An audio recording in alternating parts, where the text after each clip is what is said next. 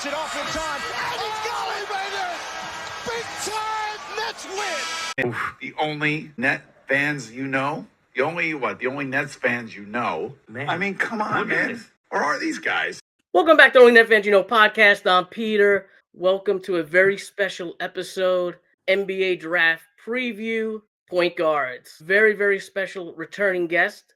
He covers the Nets for Sports Illustrated. He's also a draft guru. He's the founder of Floor and Ceilings. Welcome back to the podcast, Wilko Martínez-Cachero. What's going on, bro? Pete, appreciate you having me on, man. Everything good on my end. Been a good week here. Bit of a busy week, but, more than ready to get into it, man.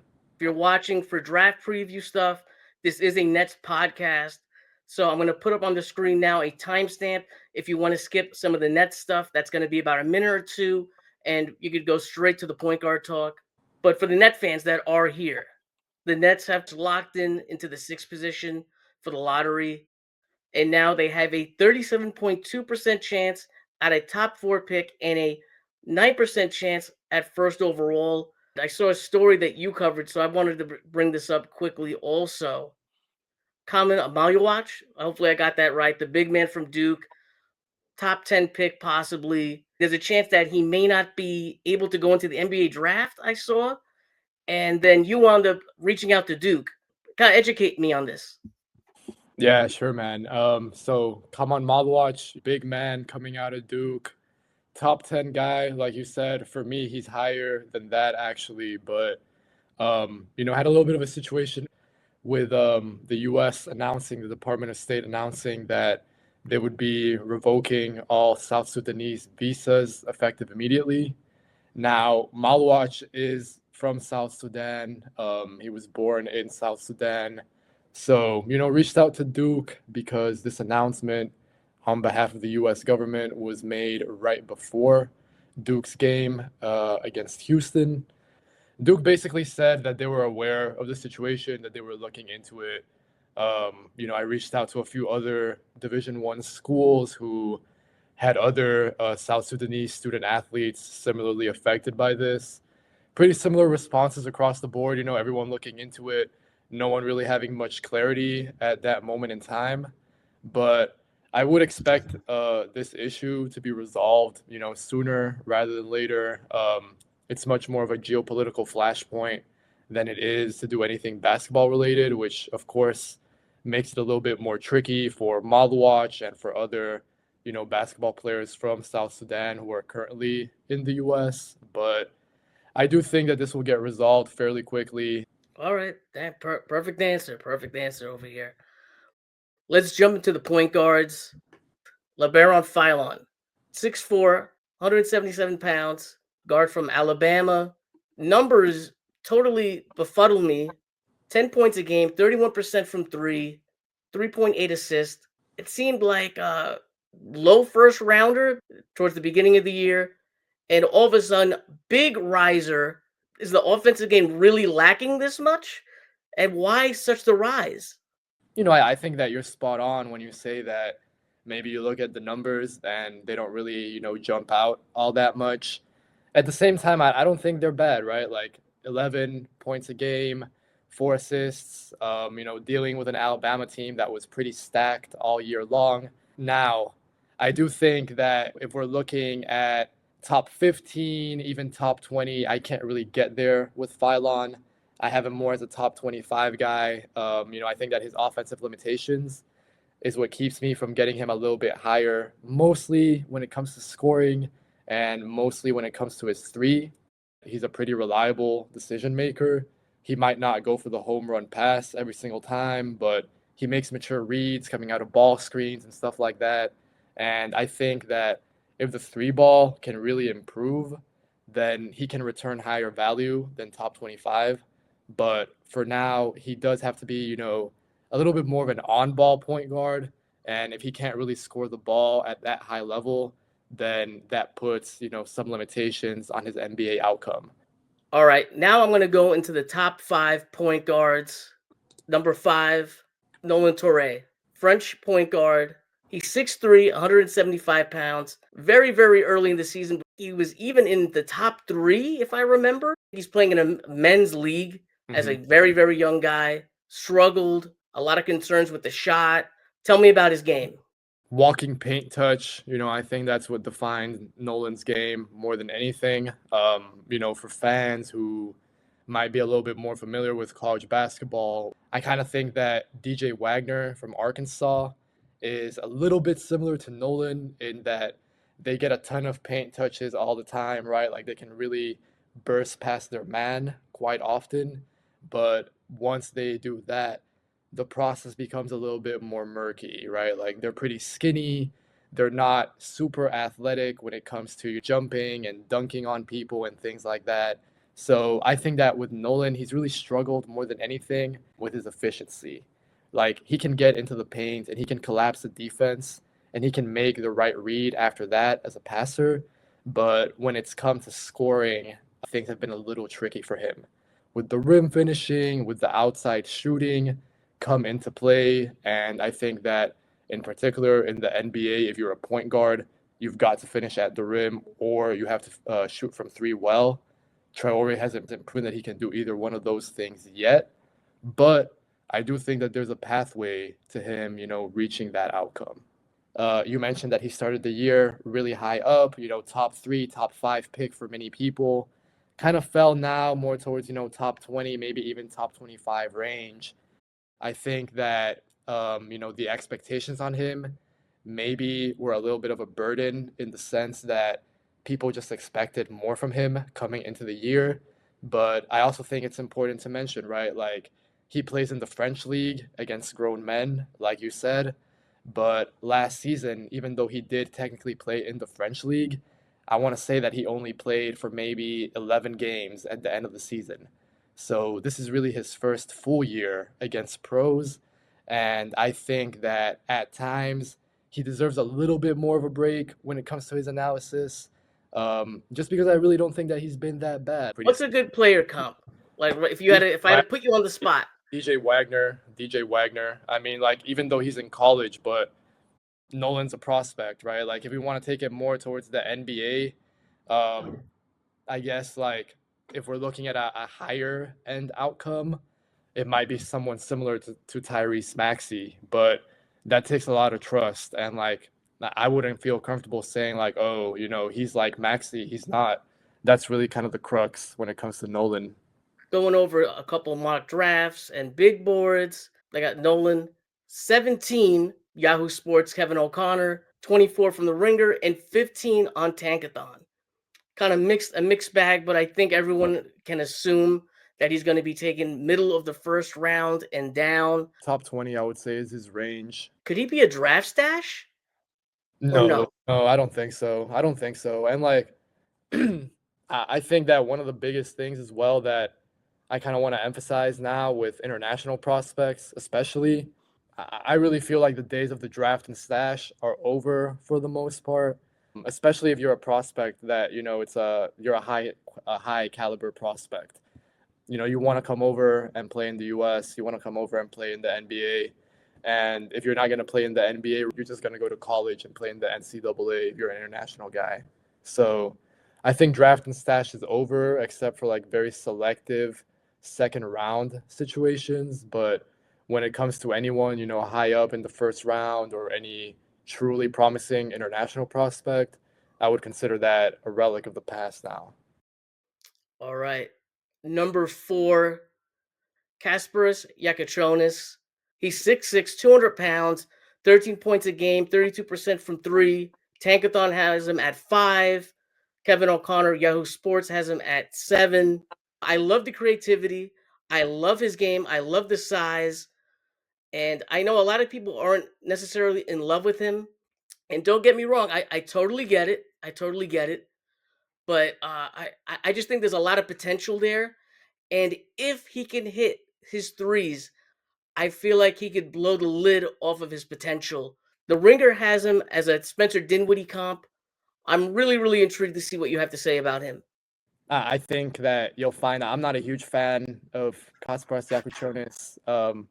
I don't mind him, like I don't mind Kasparas, but like you were saying, some other boards have him at 5, at 7. Right now, I'm looking at my big board, the one that I have, for my own personal evaluation, and I have him at 15, so right outside the lottery. And I agree with a lot of what you're saying. His creativity is fun. He's got great positional size, definitely.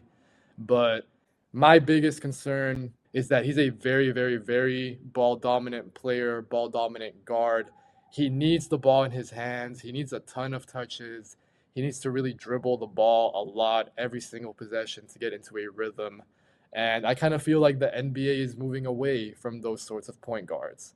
I've been watching him for many years since he played for Barcelona in Spain at lower levels as well. And he's always really been that ball dominant player. So I don't really think that there's much reason for me to think that that will change as he goes up to the NBA, which kind of takes me to my second point. And, I would love to get your thoughts on this too, because more so than the 3 going in, which I agree it needs to go in, especially because he's going to take a bunch of like step back threes or like threes coming out of, after he uses the ball screen and stuff like that. So definitely the 3 does need to go in, but I kind of think that the reason why it's so important for his 3-pointer to go in is because he's just not a good athlete. Like his athleticism, both sideways and going up, is just not up to par when it comes to NBA standards, in my opinion. That's not to say that he's a non-NBA athlete. It's not that. Like, I think that I get what you're saying. I get what you're saying. But, if I'm looking at a guy like, like Luka, for example, his deceleration is so much better. His strength was so much better, even at a younger age. Like his explosion at a younger age was also much better than Jakucionis. And I kind of have like a very big concern that those 2 areas will overlap. Him needing the ball a lot and then him not being able to create advantages despite having the ball a lot due to his athletic limitations. That's kind of what keeps me down on Jakucionis compared to, I guess, the consensus. I'm going to say something else that I'm shocked you didn't bring up. The turnovers. He had 123 turnovers in 33 games. Mm-hmm. The pretty passes look great, but then you have a lot of bad shots. You're worried about the 3-point shot. You just can't have all those turnovers if you're going to be a lead guard with, like you said, with the ball in his hands. Do you think I nailed that? I think so, but also the thing is as well, like some of these turnovers, they're unforced, kind of like what I was saying, but a lot of them are also, directly related to his athleticism or lack thereof in certain contexts. So if that's already going on against NCAA competition, then once he gets into the NBA, the length goes up, the explosion goes up of the defenders that he has to deal with. So there's less margin for error when it comes to his ball handling, and he's going to get pressured up even closer. So, yeah, I think that I have some concerns there, and I can understand the upside for sure. But right now, I'm kind of viewing Jakucionis more so in the mold of what Bojan Bogdanovic does for the Atlanta Hawks, rather than maybe a higher end outcome, but kind of someone who's more so a spark plug, I guess. You could say this guy is more of a shooting guard, but I wanted to get him in here. I'm talking about Egor Demin out of BYU, 6'9", 190 pounds, put up 15 points a game, 18% from 3, almost 7 rebounds, super, super raw talent. Beginning of the year, they had 8 non-conference games. He scores 13 points a game, shoots 49% from the field, 38% from 3. Then now we take it to conference schedule. His shooting goes all the way down to 38% from the field, 23% from 3. Was his early numbers a factor of lesser talent, and then the talent kind of caught up to him? Because a lot of guys have him in the 13, 14, 15 range. Yeah, his first few games were against lower level competition. If we're just being totally transparent, like they were against bad teams. So he was able to really feast on those bad teams. And those games were right at the beginning of the draft cycle and right at the beginning of the college basketball season. So, Yegor got a lot of hype based off of that. That subsided a little bit once those struggles that you mentioned afterwards kind of came. I will say, though, I think he finished the season on a pretty strong note. I'm with you. I don't think that he's strictly a point guard. I see him as more of just a general ball handler. And I think that with Egor Demin, he has the easiest comparison in the draft out of anyone, I think. And it's Josh Giddey. It's very easy in terms of play style, in terms of improvements, in terms of strengths already as well. So, even though Josh Giddey isn't exactly a point guard either, he is still a lead ball handler for Chicago, for Oklahoma City before this. And I kind of think that's where Egor will end up in the NBA. Not so much as a one guard, but as a ball handler who can make decisions, who can push, off of misses and things like that. Whether he scores the ball or how he scores the ball, I think that is his biggest swing skill. He's big, he's 6'9", ball handler, but he can still shy away from the rim a little bit. He's a willing three-point shooter, but pretty streaky still. So I think that, going back to that Giddey comparison, I think that Demin right now, if we're looking at Giddey right before he went to the NBA, Demin is a little bit more of a willing shooter, which, encourages me for sure. But the improvement points are very similar, like the separation, the ball handling, the defense, the athleticism. Top 15 range sounds good to me. Let's get back to the point guard talk. Jeremiah Fears, he's 6'4", 182 pounds, 17 points a game, 28% from three, 4 rebounds, 4 assists. I watched a couple of his games. A couple of things that I wrote about him. The first step is good enough. Yeah. If he doesn't exactly totally beat his guy, he's going to at least draw the contact and get an and one or whatever it may be. He gets to the line. He has that kind of that it factor, that clutch factor, that kind of that leadership type of thing. A couple negatives I had about him: the high usage rate, and of course another guy I feel like it's a broken record: the shooting. I got a couple stats over here. I just want to read off very quickly. On catch and shoot threes, he did hit 36%. I was very happy about that. Off the dribble, 20% from three. Spot up threes, 30%. He's got to improve that off the dribble shot, right? Yeah, I mean, let's break it down step by step, because I think that Jeremiah Fears is super interesting. I think that he's one of the more interesting guys in this draft, and I wouldn't be shocked to see him continue to rise as we kind of creep closer to draft nights. So, is he going to be a top 5 pick? I don't know. I would be surprised. That would surprise me, but I think that top 7 or top 8 is pretty likely. If we're looking at kind of step by step, some of the things you mentioned, with the shooting and the high usage, I think that both of those things are related. The shooting, definitely, the efficiency has to get better, off the dribble, especially. But that's linked to that high usage that you mentioned. And more so than the high usage, what I'm really focusing on is the team context at Oklahoma, and then his particular context as well. He reclassified, so he graduated a year early from high school in order to go to Oklahoma and start a year ahead of schedule. So, he's a young freshman, a very young freshman. He won't even be 19 when draft night rolls around, to give you an idea of how young he is. But despite that, he still took on very much that alpha dog role for his team. He was expected to score the ball at a high level, to create for others at a high level, to handle the ball pretty much every single possession, to be the number one name on the opposition's, scouting report. So this is a lot of stuff to deal with. Now, in the NBA, he's still going to be expected to do a lot.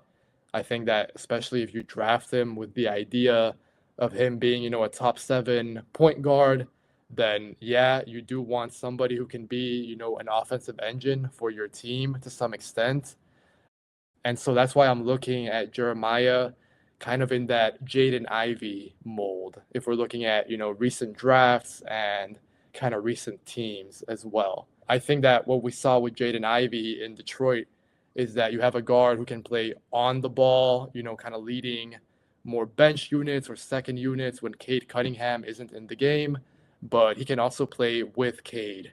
And I think that's also part of the appeal with Fears, is that he can be an offensive engine who can be on the ball a lot and take up a ton of touches and usage and, run a bunch of pick and rolls and things like that. But if we get to a point where he's alongside another player who needs the ball in his hands a lot as well, then I do think that he's going to be able to kind of slot in off the ball, take more spot ups, make quicker decisions and things like that. So I'm a huge fan of Jeremiah's game. So you have a YouTube channel and Substack, and I was watching your scouting report on Fears, and you said he looks closer to 6'2" or 6'3". Yeah.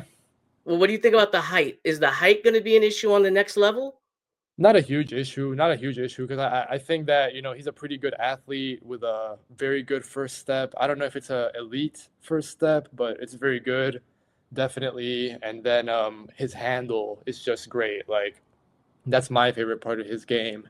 And I think that he might have the best handle in the entire draft, actually. So, yeah, not too many concerns, despite him not being that big. And then he's also long, too, so that helps. Sitting at number 1 is, of course, Rutgers' Dylan Harper.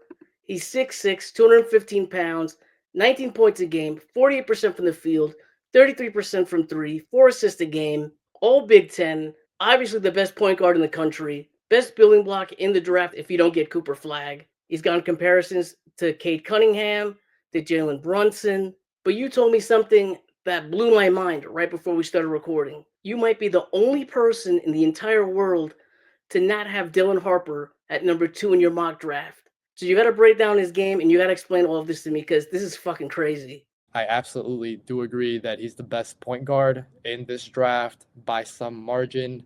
And I also agree with what you were saying, that he can be a building block for a franchise in a way that maybe only Cooper Flagg can be.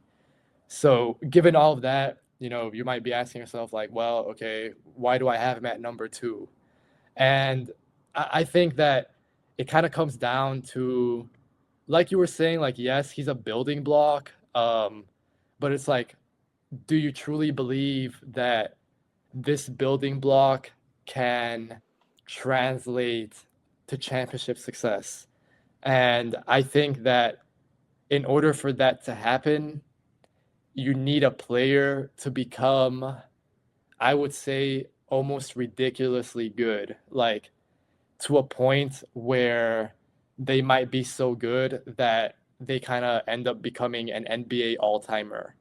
So what I mean by that is that you can compare Dylan, and I do as well, to Jalen Brunson, or, if we're looking at, James Harden as well. He's another kind of similar player when it comes to both style and like body as well. We're talking about players who need to be really, really, really, really good, like incredibly good, in order for that play style to truly work, like for them to truly like take over a team's offense and, be the main ball handler and be at times like it feels like the only one touching the ball. And I kind of feel like Dylan is on the road to become that player. And of course, that player is extremely valuable. Don't get me wrong. And that player can lead you to having, pretty good regular season success. For some franchises, I'm sure Dylan could be that catalyst that kind of takes you from, not really doing much in the regular season to at least becoming a regular presence in the playoffs. So wait. Let me cut you off over here, Wilko. So you're saying his play style is not necessarily conducive to winning? Is that what you're trying to break it down? It can be conducive to winning. I think it is conducive to winning, but is it conducive to winning at a high enough level? Because I think that if you just look at the NBA and the last few years in the league and kind of how the next few years are shaping up as well, you haven't really had a championship team that has been built with a guy like Dylan Harper as the number one option. And I think that if you're drafting Dylan at number 2, you're only drafting him to be the number one option. What about the Now, defense? it's fine. I mean, like, he's not really going to stand out defensively, but I think that he's one of those players where you're just kind of banking on the offense being so good that any kind of defensive outcome is mitigated by that. Like, he's not really going to be the guy who's going to be guarding the other team's best guard or best ball handler. He's probably going to be stashed on, like their least active wing a lot of the time. So I think that he'll be fine on defense. Maybe like as a rookie or like year 1 and 2, he might have to do a little bit more of work in that area. But, in the long run, I think that you're mostly drafting him for what he can do on the other end of the floor. And he has the size and the length and the feel to, be okay, be passable on defense. From your description, I'm just imagining the playing style and whatnot, and I'm seeing Harper as a lead guard, point guard, but a scoring first type of point guard. Definitely, 100%. But I do think that like the Jalen Brunson comparison is a little bit more on the head than James Harden. All right. I'm going to throw you some rapid fire questions right now about this point guard class. Perfect. If you think a second round point guard has the best handles, you can name him. That doesn't matter. Okay. It's all open. Okay. Let's go for it. Who is the most clutch player of the class? Dylan Harper. Best perimeter defender?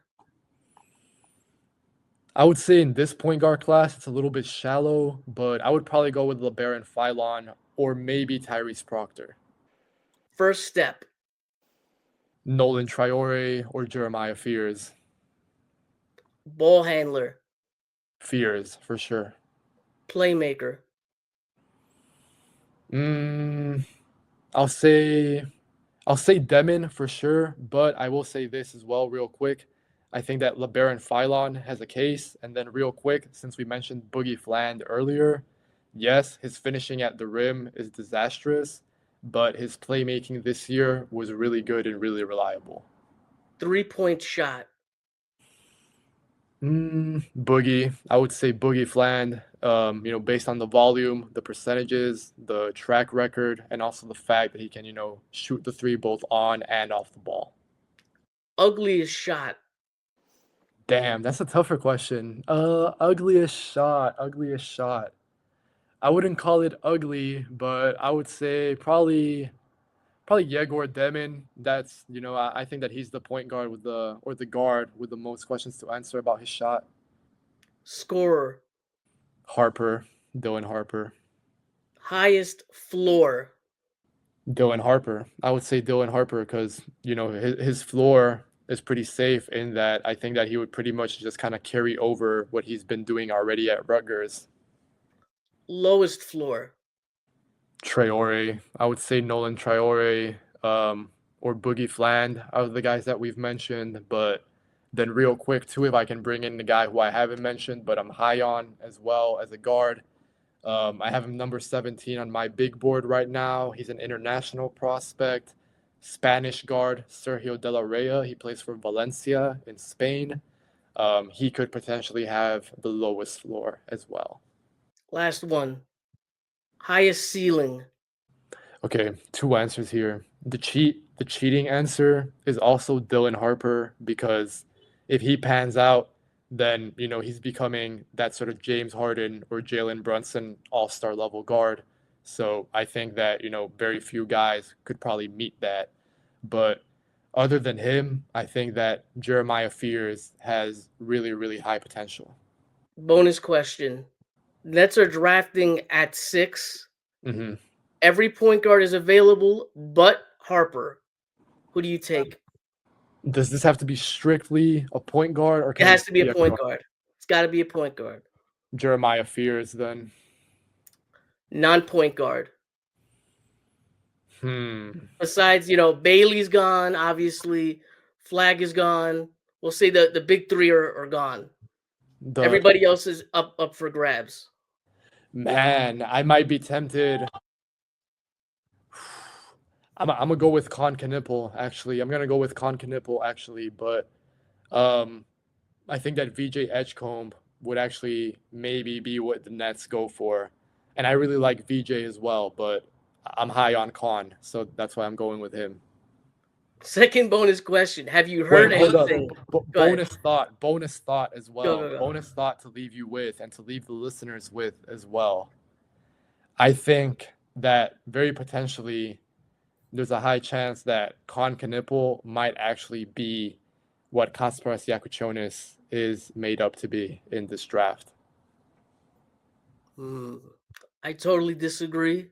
But you're the draft guru, so I trust you more than I trust myself. All right, man. We just went through a lot over here. Thank you for your time. Let's get some plugs for you. Yeah, man. Well, you guys can follow me on Twitter at WilkoMCV.